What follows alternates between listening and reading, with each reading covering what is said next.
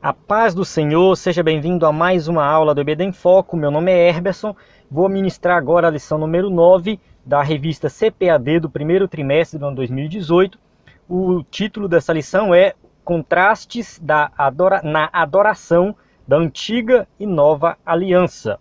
Então você que está acompanhando aí as aulas no canal, as aulas na revista, na sua igreja, você que é professor, já deve se lembrar que na aula anterior nós estudamos sobre a nova aliança. Então foi falado aí da antiga aliança e da nova aliança, né? Que se a antiga aliança tivesse resolvido o problema do pecado, não tinha necessidade de uma nova aliança. Tem pessoas por aí que dizem que a lei salvava, as pessoas eram salvas pela lei no Antigo Testamento. Mas isso não é verdade, porque se a lei tivesse a capacidade de salvar, não tinha necessidade de Jesus vir morrer por nós na cruz do Calvário, porque nós já tínhamos um meio de se salvar. Então, ou seja, a lei, ela apontava o pecado, ela dizia o que estava errado, ela punia, mas ela não salvava.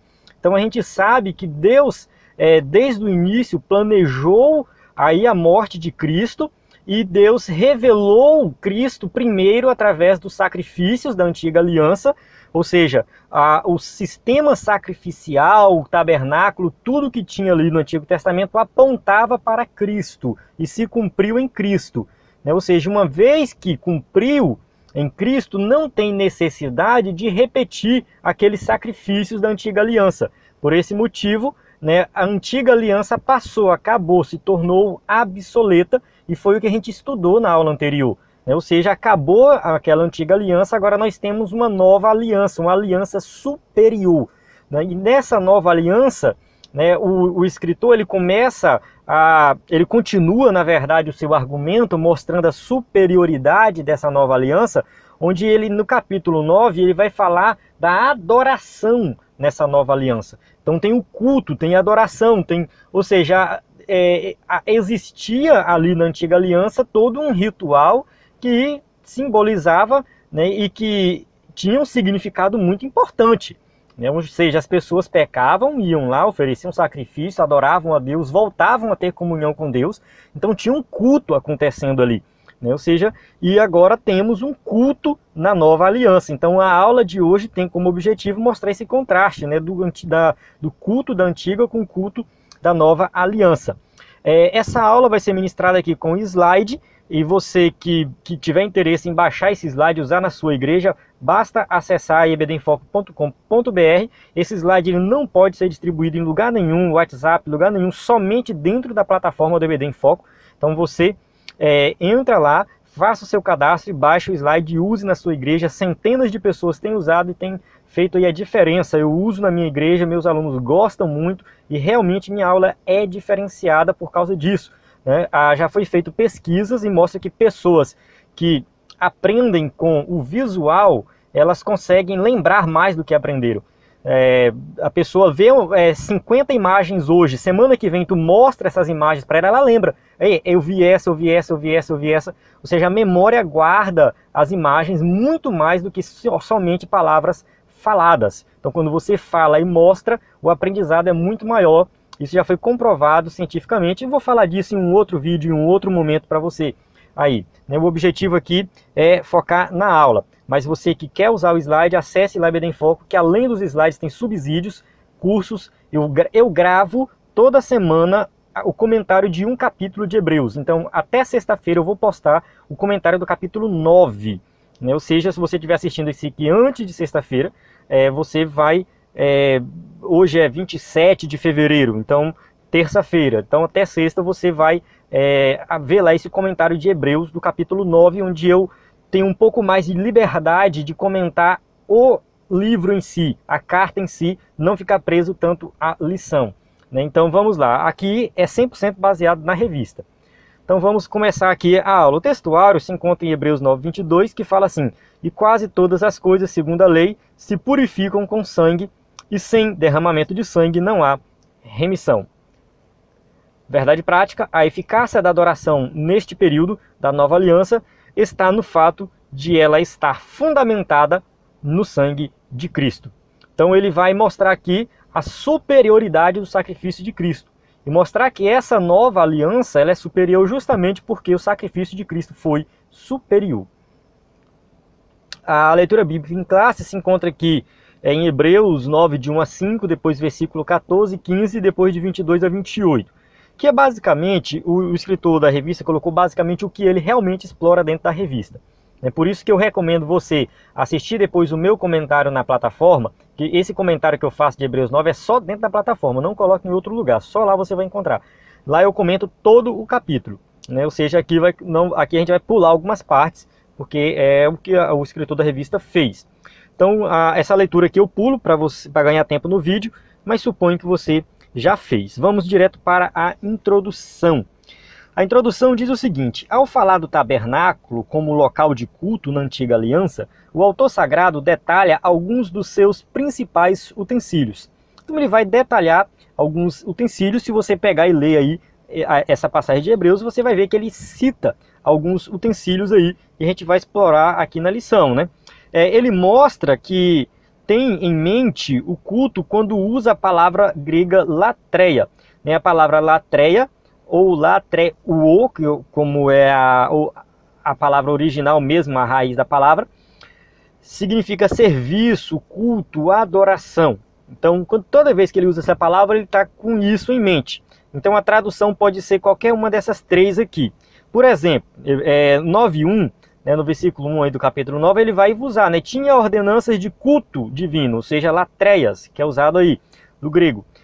9:6 ele vai falar também, estavam os sacerdotes no primeiro tabernáculo cumprindo os serviços, que também é a palavra latreias, ou seja, tem a ver também com culto. 9:9 fala, não podem aperfeiçoar aquele que faz o serviço, também latreuonta, no caso aqui, né, ele usa uma conjugação da palavra, mas tem a mesma raiz aí. E aqui ele usa latreuin, né, ou seja, o 9:14, que ele fala, purificará as vossas consciências das obras mortas para servirdes ao Deus vivo. Então, latreuin é também da mesma origem, né, tem a mesma raiz aí, latreuo, né, como eu falei, latreia ou latreuo é a palavra original e aí as outras são derivadas dela, que são as declinações do grego. Mas enfim, isso não vem ao caso. O que vem ao caso aqui é que essa palavra sempre tem esse significado de serviço, culto e adoração, e é usado várias vezes no capítulo 9. A intenção é contrastar a antiga adoração prestada pelo sistema sacerdotal da antiga aliança e o serviço prestado por Cristo no tabernáculo eterno da nova aliança. Então tem um contraste aqui, né, ou seja, dessa antiga aliança com a nova aliança, mas no sentido do culto, do serviço, da adoração. A gente vai ver que essa adoração, esse culto é superior na nova aliança. O culto e seus elementos na antiga aliança. Então, o culto e seus utensílios. O autor, ele demonstra profundo conhecimento sobre o culto na antiga aliança quando fala do tabernáculo e dos seus utensílios. A gente observa que esse escritor, quem escreveu essa carta, conhecia muito bem a questão da adoração, ali o culto, a organização dos utensílios, como que acontecia o sacrifício, ele sabia detalhes por detalhes. Tanto do tabernáculo, porque ele tinha ali tanto os escritos da Bíblia, quanto outros escritos e tudo mais, e do templo também. Então estava tudo na mente dele, só que ele faz referência sempre ao tabernáculo, mostrando realmente que é todo aquele sistema, né, de sacrifícios que já ultrapassou, não, né, toda a antiga aliança. Então ele vai mostrar detalhes por detalhes. E ele tem em mente, quando ele fala aí, as duas principais divisões do antigo santuário. Então, quando ele fala, muitas vezes ele fala tabernáculo, mas se referindo aí ao lugar santo e o lugar santíssimo. Ele estava focado dentro desse espaço aí, né? Ou seja, não era o tabernáculo como um todo, daquela parte externa e tudo mais, não. Ele estava focado na parte interna. O lugar santo, o lugar santíssimo, ou esse lugar santíssimo também é chamado de Santo dos Santos. Era o lugar, né, onde o sumo sacerdote entrava uma vez por ano, onde ficava a Arca da Aliança e tudo mais. Então ele focou nessas duas partes. Então primeiro ele faz uma descrição do lugar santo, esse primeiro lugar. Porque um tabernáculo estava preparado, o primeiro, em que havia o candeeiro e a mesa e os pães da proposição, ao que se chama o santuário, Hebreus 9:2. Então aqui ele chama de o primeiro tabernáculo. O primeiro tabernáculo seria o lugar santo.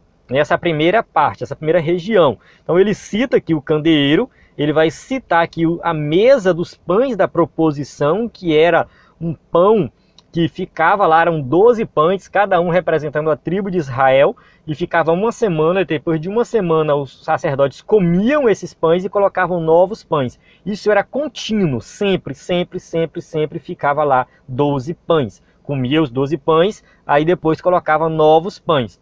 E aí continuava. Então os pães da proposição e esse candeeiro, ou candelabro, como ele também é chamado, ele ficava nessa parte aí, no lugar santo, antes do Santo dos Santos.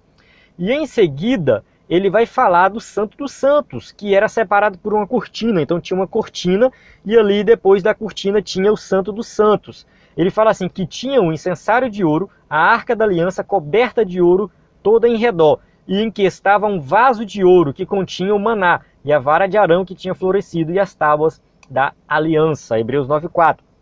O que a gente observa aqui também é que ele enfatiza a questão do ouro, do material que é feito, né? Porque ele quer mostrar que a glória dessa antiga aliança, né? Ou seja, ele quer mostrar a glória dessa antiga adoração. Ele quer mostrar que não, apesar de ser algo ultrapassado, mas foi algo grandioso e glorioso. Tudo feito de ouro, tudo muito bem feito, todos os detalhes aqui, né, sendo descritos. E ele mostra que ele fala do incensário de ouro. A questão do incensário tem uma certa discussão aqui, que o incensário ele não ficava dentro do Santo dos Santos. Ele ficava antes, ele ficava no lugar santo, naquele lugar que a gente falou agora há pouco, né? O que ficava lá dentro do Santo dos Santos era a Arca da Aliança, somente a Arca da Aliança, e dentro da Arca da Aliança estava o pote de ouro com o maná, né? Ou seja, onde ficava ali um pouco de maná, mostrando a providência de Deus para o seu povo. Estava também a vara de Arão, né, que floresceu, mostrando a intervenção divina no meio do seu povo, né, que o momento que aconteceu a vara florescer, que Deus veio ali intervir no meio do povo que estava murmurando, né? Então estava lá representando a intervenção divina, e estava lá também a lei, as tábuas dos 10 mandamentos. Então, só que voltando aqui para o incensário, né, que eu falei que o incensário não estava no Santo dos Santos, é porque ele ficava na divisa. Então quando o sacerdote queimava o incenso ali, oferecia incenso, o incenso entrava dentro do Santo dos Santos. Então a fumaça do incenso, né, entrava no Santo dos Santos. E por que que o incensário não podia ficar dentro do Santo dos Santos? Porque todos os sacerdotes ofereciam incenso ali a Deus todos os dias. E nós sabemos que só podia entrar no Santo dos Santos o sumo sacerdote uma vez por ano. Então, no caso, não tem sentido colocar o incensário dentro do Santo dos Santos. O escritor aos Hebreus coloca aqui porque ele ficava na divisa. E o importante aqui é que entrava o incenso dentro do Santo dos Santos. Tá, vamos ver agora um pouco mais sobre isso. O culto, seus oficiantes e liturgia. Vamos ver o significado dessas coisas, né? Há toda uma simbologia nesses utensílios do Antigo Testamento. Eles tinham significado. O candelabro representaria o testemunho do povo de Deus. Ou seja, ele brilhava, ele era para acender a luz, era a única luz que tinha lá. Então ali ele representa, no caso, o testemunho do povo de Deus, no sentido de que Jesus falou que nós somos o que é a luz do mundo, nós temos que brilhar no meio das trevas. Então nós aponta para isso, representa isso. A mesa dos pães da proposição, né, representa a comunhão com Deus, porque era uma oferta que estava ali continuamente para Deus. Era oferta a Deus, era uma oferta que estava o tempo todo ali, o tempo todo. Ou seja, a comunhão com Deus, né, tem que ser contínua, tem que acontecer o tempo todo. O altar do incenso representava o que? A adoração, a oração no sentido, né? A adoração é, enfim, tudo, mas a gente vai falar mais na frente. Nesse caso aqui seria a oração, né? Ou seja, o incenso sendo oferecido a Deus, né? Muitas vezes nós sabemos que as nossas orações sobem, né? Ou seja, é ensinado isso como incenso diante de Deus, as narinas de Deus. Então aqui tem essa representação, e a arca do concerto representa a presença de Deus. Ali Deus estava presente no meio do seu povo, né, representado pela arca, tanto que quando a arca uma vez foi levada, foi um desespero em Israel. Por quê? Porque a presença de Deus não estava mais lá no meio do povo. Então, aqui a gente vê o simbolismo de cada um desses objetos que estavam ali, tanto no lugar santo quanto no Santo dos Santos. Só que o autor ele não se detém a esses detalhes da tipologia. A sua intenção é mostrar o culto como um todo, né? Ou seja, ele quer contrastar aí esse culto no tabernáculo terrestre com o culto oferecido por Cristo, nosso sumo sacerdote, no tabernáculo celeste.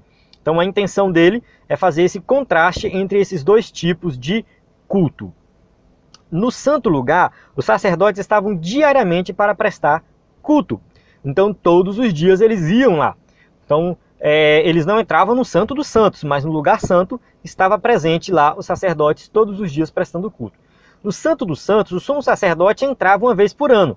Então isso aqui já era algo um pouco mais restrito, né? Somente o sumo sacerdote, que eram os descendentes de Arão, que não era uma eleição, não eram escolhidos de forma política. Tudo bem que isso depois começou a acontecer, muito depois, mas a lei dizia que tinha que ser sumo sacerdote, só quem descendia de Arão, e ali uma vez por ano entrava no Santo dos Santos, oferecia sacrifício por si e pelo povo. Então o serviço sagrado, né, tudo isso que eles faziam, não resolvia um problema da culpa do pecado por completo, né? Ou seja, era só sombra do verdadeiro sacrifício que um dia viria a acontecer. Então o que está em mente aqui do escritor dos Hebreus é justamente o sacrifício que era realizado ali, né, no lugar santo, no Santo dos Santos. Então ele quer mostrar que só aquilo representava o verdadeiro sacrifício, que é o sacrifício de Cristo. Então, por intermédio do sacrifício de si mesmo, Cristo entrou no Santo dos Santos celestial. Então, Jesus ele ofereceu a si mesmo como o próprio sacrifício. O escritor aos Hebreus ele vai repetir isso o tempo todo, porque ele quer que fique na mente dos judeus que Jesus ofereceu um sacrifício único e perfeito e não tem mais necessidade de um outro sacrifício. Quem assistiu minha aula lá na plataforma, onde eu comentei Hebreus 8, viu que eu contei uma história, né? Eu ilustrei a minha aula com uma história de um judeu fiel a Deus, que ia para o templo, oferecia sacrifícios, participava de tudo. No dia da expiação ele estava lá. Ele era um judeu fiel, cumpria todos os pré-requisitos da lei, do sistema de sacrifício, de tudo. Só que quando ele se converteu, né, ou seja, simplesmente ele ouviu o evangelho, foi tocado e resolveu crer em Jesus como Messias enviado, ele teve que abandonar todo esse sistema de sacrifício. Então tem toda uma cultura, tem todo um hábito que ele tinha que fazer continuamente. Então, o fato dele ter que olhar para Cristo e falar assim, esse sacrifício foi oferecido uma única vez e não precisa ser oferecido de novo, isso era muito estranho para ele. Era muito estranho.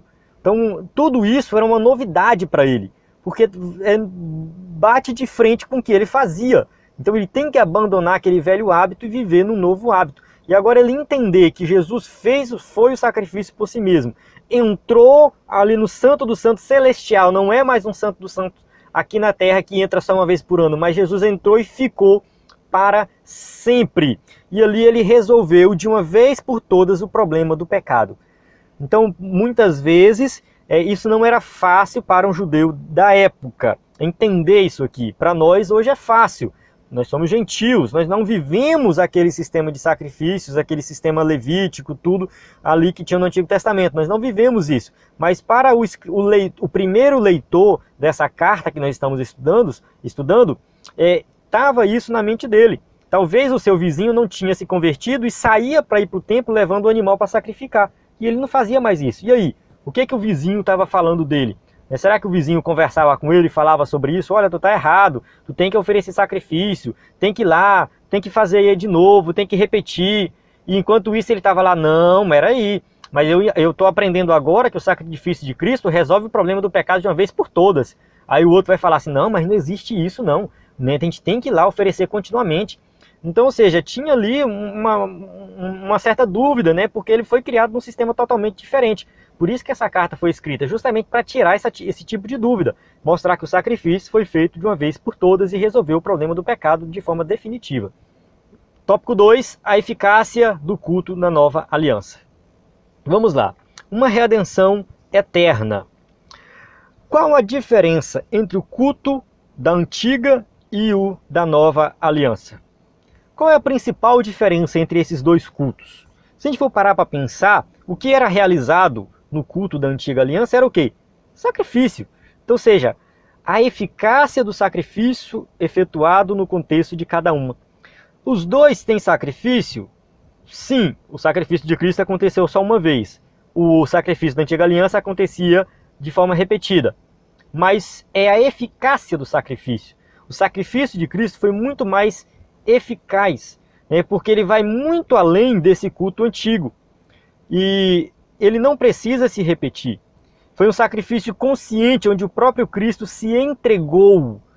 No caso, o animal, ele não tinha essa consciência. Não era algo voluntário. Já o sacrifício de Cristo é o quê? Voluntário. Por isso que ele é superior. Hebreus 9:12, ele vai falar o seguinte: nem por sangue de bodes e bezerros, mas por seu próprio sangue, entrou uma vez no santuário, havendo efetuado uma eterna redenção. Esse versículo é muito rico mesmo. Então ele vai colocar aqui enfatizar que Jesus entrou no santuário. Isso a gente falou bastante na aula anterior. Acho que nas duas aulas anteriores a gente focou bastante a questão de Jesus ter entrado nesse santuário celestial, que é o Santo dos Santos celestial, né? Ou seja, a lição 7 a gente falou bastante disso, que o tabernáculo já apontava para, né, um tabernáculo, o tabernáculo terreno apontava para o tabernáculo celestial. Jesus entrou nesse tabernáculo, nesse Santo dos Santos celestial, e lá ele efetuou, no caso, né, ele efetuou de uma vez por todas essa eterna redenção. A palavra redenção, litroses do grego, né, significa resgate, com sentido de libertação, mediante o pagamento de um preço. Então essa palavra era muito comum na época, quando um escravo era comprado por um preço, né? Ou seja, ele pagava, alguém pagava o preço por ele e libertava ele. Então dizia que ele foi redimido. Então a palavra redenção é do mercado de escravos, e ela é usada aqui nesse sentido de que Jesus efetuou uma redenção eterna, ou seja, uma libertação, um resgate eterno aí do pecado. Enquanto o culto levítico, com seus muitos rituais, produzia apenas pureza cerimonial, né? Ou seja, eles estavam muito mais preocupados com a purificação externa, né? Ou seja, não a purificação interna. Mas se tiver uma purificação externa e não trazer uma purificação interna, não vale de nada, né? Então a gente vê que o sacrifício de Cristo apurou o quê? Uma redenção eterna, operou uma redenção eterna, ou seja, eterna porque agora Cristo está ali na presença de Deus para sempre. Ele está intercedendo por nós para sempre. É por isso que Jesus não precisa continuar oferecendo sacrifício, porque ele ofereceu o sacrifício de uma vez por todas, e agora ele permanece para sempre intercedendo por nós. Então não tem necessidade dele ficar oferecendo sacrifícios continuamente. O seu sacrifício traz uma redenção eterna, né? E ele é eterno. Então somente alguém eterno poderia trazer uma redenção eterna. Vale ressaltar que, como o sistema de sacrifício antigo apontava para Cristo, quando Cristo morreu na cruz, aí de fato todos os santos do Antigo Testamento também foram salvos pelo sangue de Cristo. Vale ressaltar isso, que a morte de Cristo valeu para eles também. Uma consciência limpa. Já vimos que os sacrifícios na Antiga Aliança possuíam um aspecto meramente externo. Então, o que eu falei, purificação externa, sempre as pessoas estavam focadas mais assim no externo. Então, eles não conseguiam tratar com a parte interna do homem. Então, a parte interna era um pouquinho mais complicada, apesar de que esse sacrifício do Antigo Testamento também tinha o propósito de purificar os pecados. Acontece que ele somente o quê? Cobria o pecado. né? Ou seja, ele não limpava o pecado, ele não removia o pecado de uma vez por todas. A expiação no Antigo Testamento, ela cobria o pecado. Acontece que quando Jesus de fato morre na cruz do Calvário, aí sim esses pecados todos são limpos de fato, né? Ou seja, são perdoados de fato. Mas a gente vê que o sacrifício do Antigo Testamento, ele apontava para o sacrifício de Cristo, né? O sacrifício do Antigo apontava. Acontece que ele tinha que vir acompanhado de fé e arrependimento. Não adiantava ninguém ir lá, oferecer um sacrifício e não se arrepender. O que caracterizava também o perdão dos pecados no Antigo Testamento não era nem o sacrifício em si, mas o arrependimento.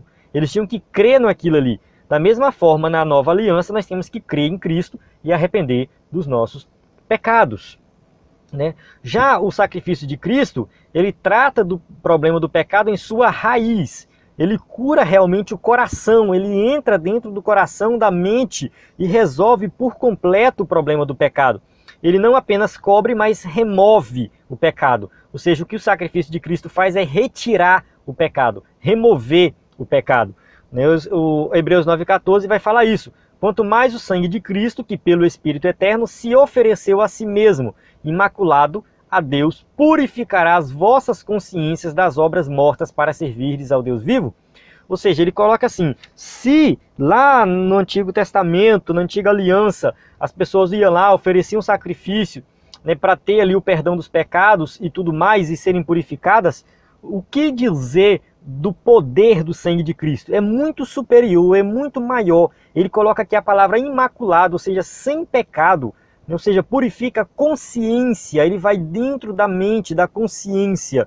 E ele coloca aqui para servirdes o Deus vivo, ele coloca aqui, ou seja, o objetivo é que nós estejamos sempre na presença de Deus, servindo a Ele. Então, nenhum sacrifício do culto antigo era capaz de tratar com o problema da consciência. Não tratava com o problema da consciência, né? Mas o sacrifício aí de Cristo, né, limpa a consciência e torna apta para adoração a Deus. Então a gente vê que o sacrifício de Cristo é muito mais profundo. Os crentes do Antigo Testamento, eles tinham ali os seus pecados perdoados porque eles se arrependiam, mas aquilo não era algo que limpava a consciência deles. Eles, toda vez que pecavam, tinham que ir lá pedir perdão, oferecer sacrifício novamente, ou seja, o sacrifício tinha que se repetir.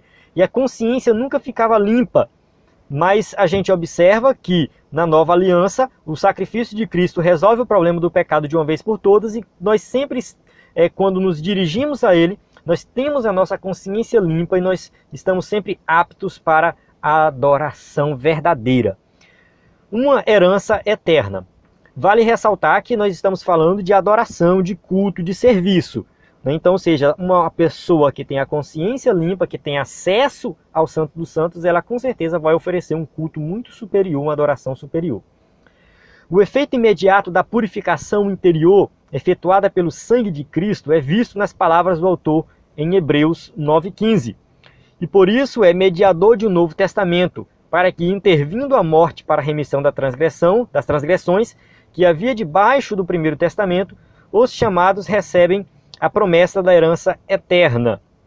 Aqui ele mostra o seguinte, que essa purificação interior, né, ela vem acompanhada de muita coisa, além de simplesmente uma mente limpa, né, ou seja, uma consciência limpa.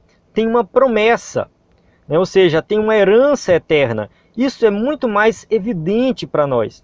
Se a gente olhar para o Antigo Testamento, eles tinham sim uma ideia de que ao morrer eles iriam para a presença de Deus, mas não era algo tão claro, algo tão nítido para eles. Hoje nós olhamos para Cristo e já vemos, né, já conseguimos enxergar essa promessa dessa herança eterna.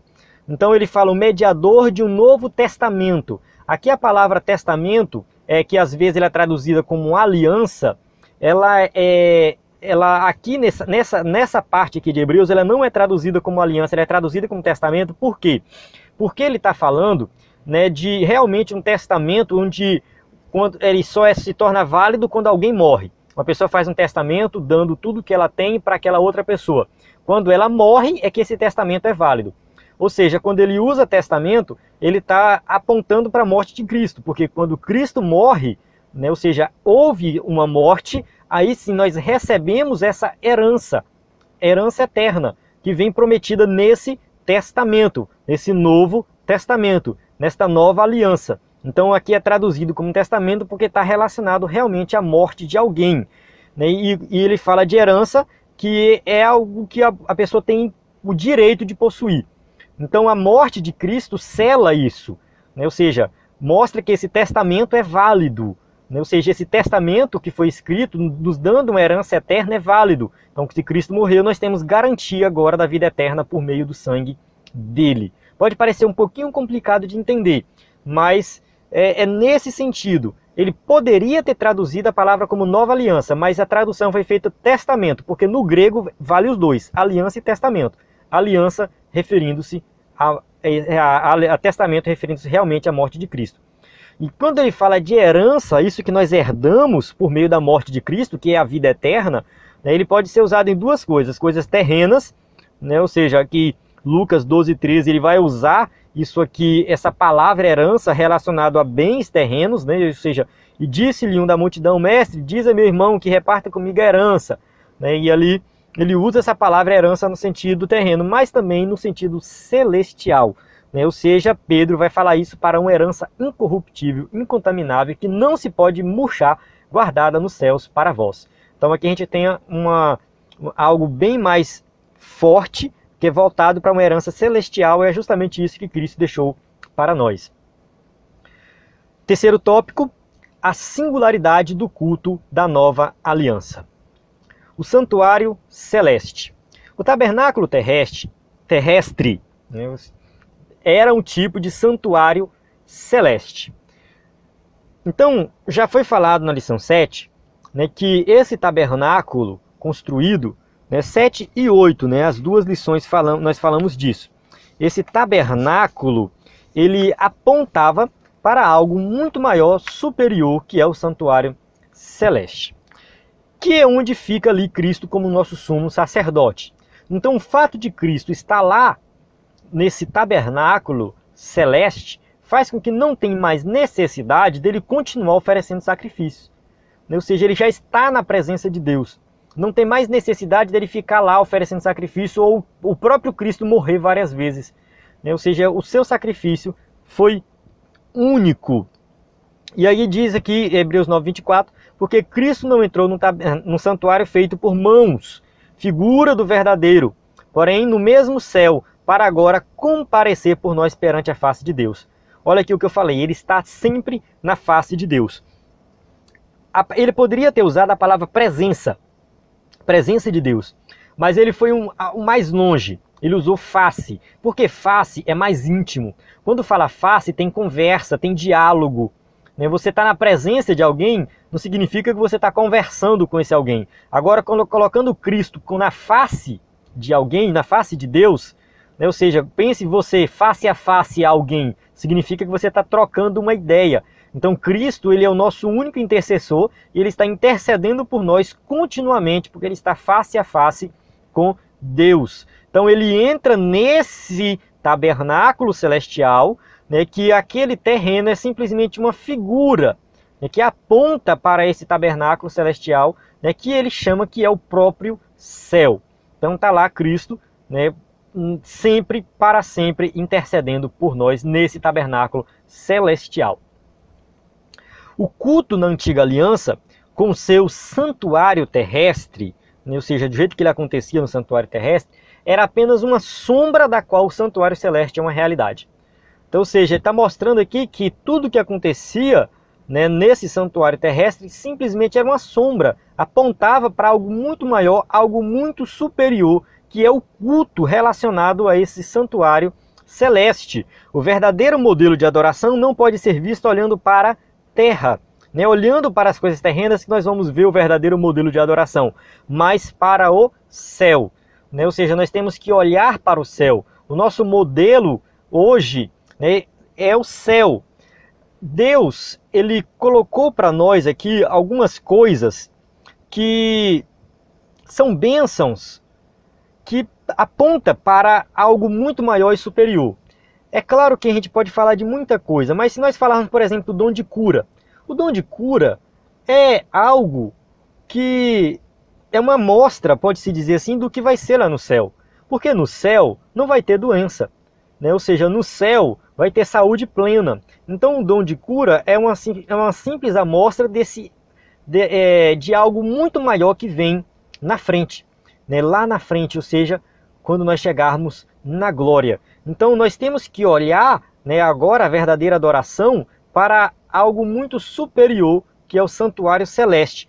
E por que isso? Porque agora nós temos acesso a Deus por meio de Cristo. Nós temos acesso ao Santo dos Santos.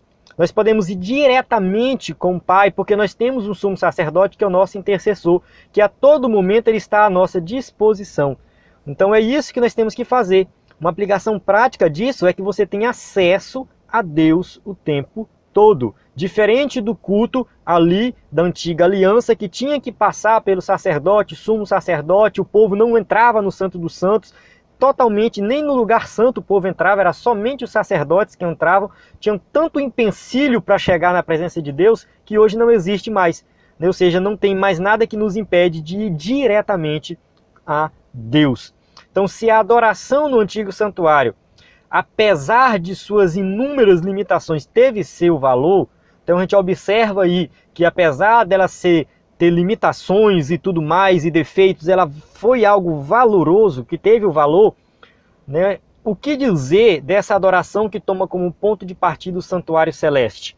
Ou seja, essa adoração que nós podemos oferecer a Deus, ela pode ser muito maior, muito superior e realmente oferecida, né, de forma completa, plena, com arrependimento verdadeiro, né, algo que vem do coração e da mente. Um sacrifício superior. Então aqui a gente vai observar que o serviço prestado pelos sacerdotes no antigo culto é contrastado com aquele realizado por Cristo na nova aliança.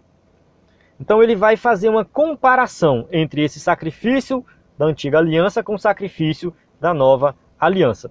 O sacrifício da antiga aliança era necessário acontecer várias vezes. Já o sacrifício de Cristo aconteceu uma única vez.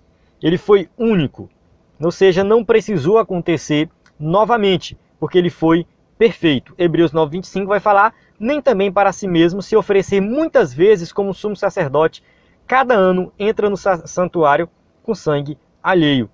Ou seja, Jesus ele não tinha necessidade de se oferecer, né, de continuamente como sacrifício, de morrer várias vezes.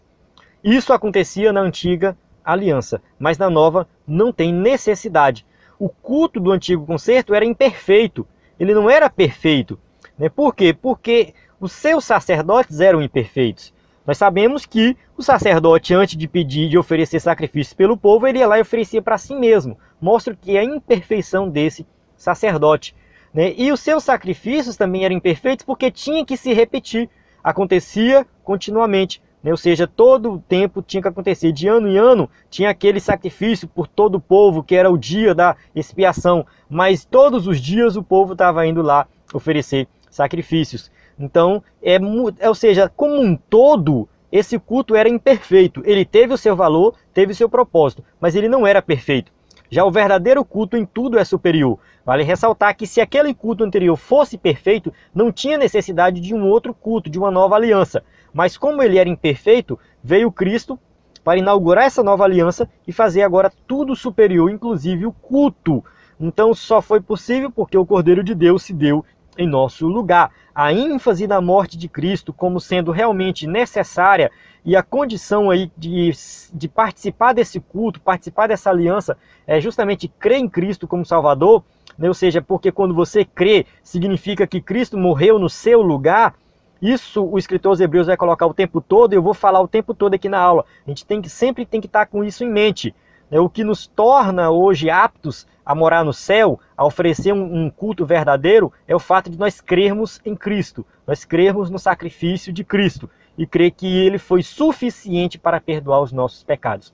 O judeu lá que leu Hebreus pela primeira vez que estava acostumado com aquele sistema de sacrifício do Antigo Testamento, ele teve que abandonar aquilo, ele teve que abandonar os velhos hábitos e se acostumar com algo novo, algo muito superior, que é o sacrifício de Cristo.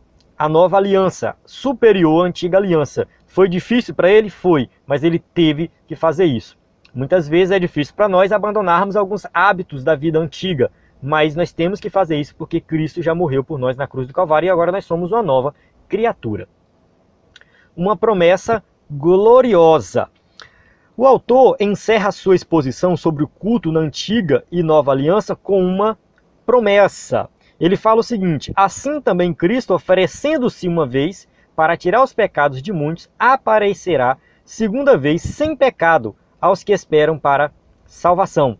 Ou seja, que ele fala que Cristo veio uma vez para tirar os pecados, ele morreu na cruz do Calvário, perdoou os pecados, aparecerá uma segunda vez. Ou seja, ele vai voltar. Aqui essa tradução que colocou aqui, sem pecados, ela pode ser traduzida o seguinte: não para tratar de pecados. Ou seja, porque Cristo vem na segunda vez, não é mais para tratar do pecado. A primeira vez foi para tratar do pecado. Jesus veio, né, para resolver o problema do pecado. Agora que ele vai voltar, não é mais para resolver o problema do pecado. É justamente para levar para o céu aqueles que já tiveram o pecado, os seus pecados perdoados.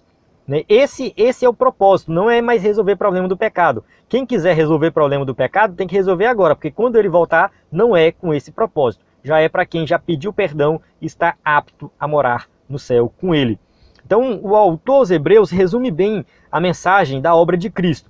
Que ele fala que Cristo se manifestou para aniquilar o pecado pelo sacrifício de si mesmo. Isso aqui tem a ver com a encarnação de Cristo, ele se encarnou, para agora comparecer por nós perante a face de Deus, ou seja, ele está intercedendo por nós, uma vez que ele morreu, se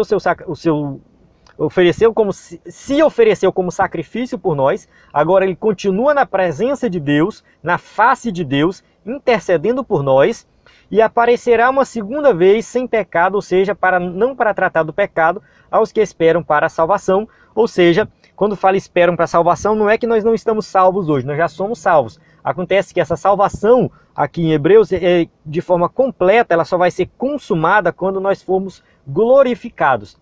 Nós fomos justificados, estamos sendo santificados e seremos glorificados.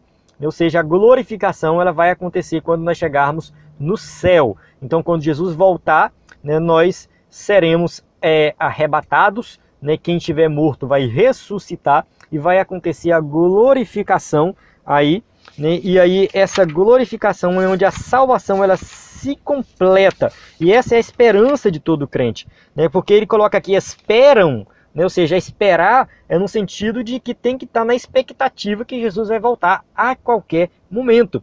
Então, esses três aspectos aqui resumem bem a fala da obra consumada de Cristo na cruz do Calvário.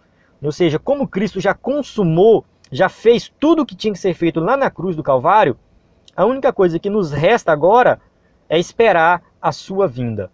A sua obra já foi consumada, não vai continuar sendo consumada, não, já foi consumada, basta você crer. Assim que você crer, aí basta você santificar e esperar a volta de Jesus. Amém? Aqui eu encerro a aula. A conclusão da aula diz o seguinte: o autor conseguiu seu objetivo ao contrastar a adoração na antiga e na nova aliança. A adoração na antiga era terrena, imperfeita, transitória e incompleta. Por outro lado, a adoração no novo pacto se firma em princípios celestiais, eternos e perfeitos. Ou seja, é muito superior, é perfeito essa adoração na nova aliança, no novo pacto. Não há, pois, como adorar a Deus de uma forma agradável, tomando por base os rudimentos dessa dimensão terrena.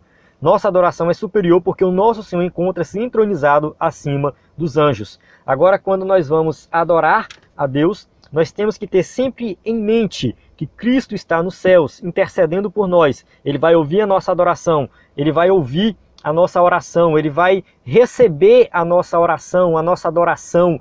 E quando nós vamos à igreja, nós não vamos receber alguma coisa de Deus, nós vamos entregar alguma coisa a Deus. Ou seja, nós vamos prestar um culto a Deus, nós vamos dar a Deus alguma coisa. Muita gente vai na igreja adorar para receber, mas esse não é o propósito da adoração. O propósito é de entregar, é oferecer alguma coisa. Os antigos, os crentes do Antigo Testamento não ofereciam sacrifício, não ofereciam ofertas de manjares e tudo mais. Por que que nós agora só pensamos em ir lá, em receber alguma coisa? Nós temos que pensar em oferecer, e a nossa oferta tem que ser superior à oferta da antiga aliança. Nós temos que oferecer o nosso melhor, a melhor adoração, o melhor da nossa vida para Deus. A paz do Senhor. Encerro aqui a aula, né? Ou seja, estou dando a paz do Senhor aqui antes do tempo, mas tem aqui mais algumas coisas, as perguntas, né? Você que usa o slide na sua igreja, uma bibliografia recomendada, livros ótimos para você comprar e usar, né? Estudar para se preparar mais, cursos do EBD em Foco, aqui que você pode acessar a plataforma e assistir essas aulas e se capacitar mais como professor, né? E encerro aqui agora sim, né, a paz do Senhor. Até a próxima aula.